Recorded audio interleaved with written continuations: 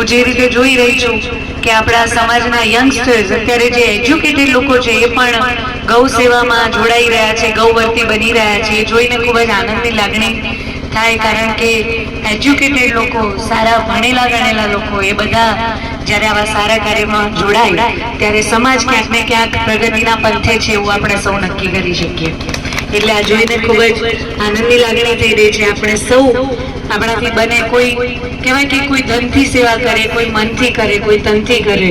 એટલે એવું જરૂરી નથી કે આપણી જોડે પૈસા હોય તો જ આપણે સેવા કરી શકીએ.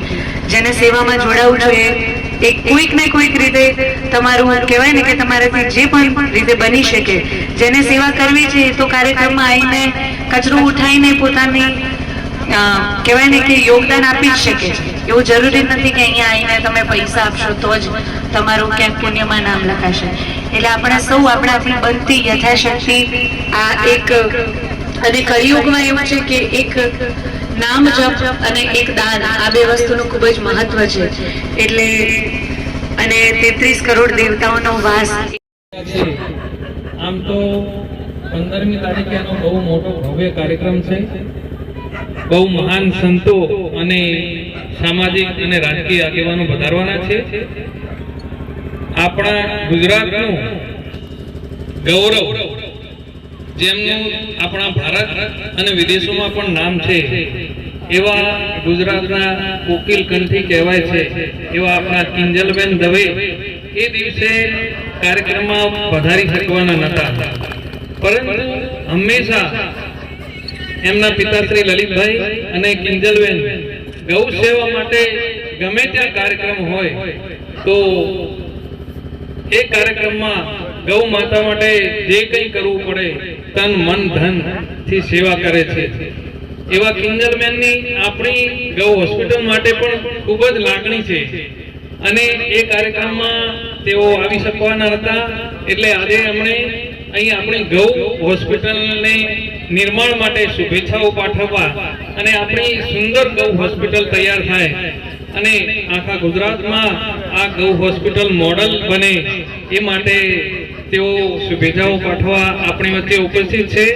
સૌ પ્રથમ તો આપણે સૌ ગૌશાળાના નિર્માણ માટે, ગૌ હોસ્પિટલના નિર્માણ માટે જે કંઈ કાર્યકર્તાઓ છે એ આજે અહીં ઉપસ્થિત છે. તેઓ અહીં સ્ટેજ ઉપર આવીશું અને આપણા કિંજલબેન અને લલિતભાઈ તેમનું આપણે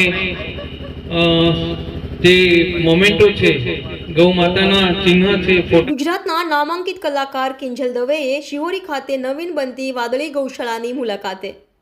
કાંકરેજ તાલુકાના મુખ્ય મથક શિહોરી દિયોદર રોડ ઉપર શ્રી વાદળી ગૌ સેવા હોસ્પિટલનું 15 જાન્યુઆરીના રોજ ભૂમિપૂજન થનાર હોય, જેમાં કિંજલ દવેએ ભૂમિપૂજન થનાર જગ્યાની મુલાકાત લીધી હતી અને ખુશી અનુભવી હતી અને ઉપસ્થિત લોકોને આ ભગીરથ કાર્યમાં યથાશક્તિ યોગદાન આપવા જણાવેલ. તેમજ ડાયરો યોજાશે.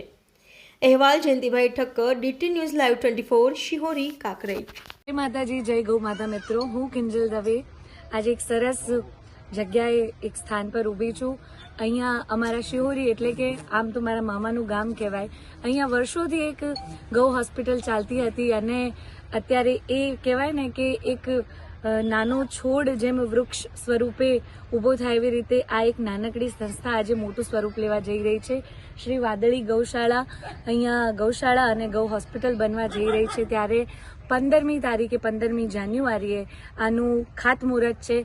તો 5 પરગણા બ્રહ્મ સમાજ નહીં પરંતુ સમસ્ત ગૌ ભક્તો, જેટલા પણ સનાતની લોકો છે, ગૌ ભક્તો છે, સૌને આ દિવસે અહીંયા હાજર રહેવા માટે અને આપનું યથાશક્તિ દાન પુણ્ય અહીંયા, અને પાછો મકર સંક્રાંતિનો તહેવાર છે, એવું કહેવાય કે આ દિવસે આપણે 1 રૂપિયાનું પણ દાન કરીએ તો આપણને ભગવાન 1 લાખ ગણું, 1 કરોડ ઘણું કરીને પાછું આપતા હોય છે.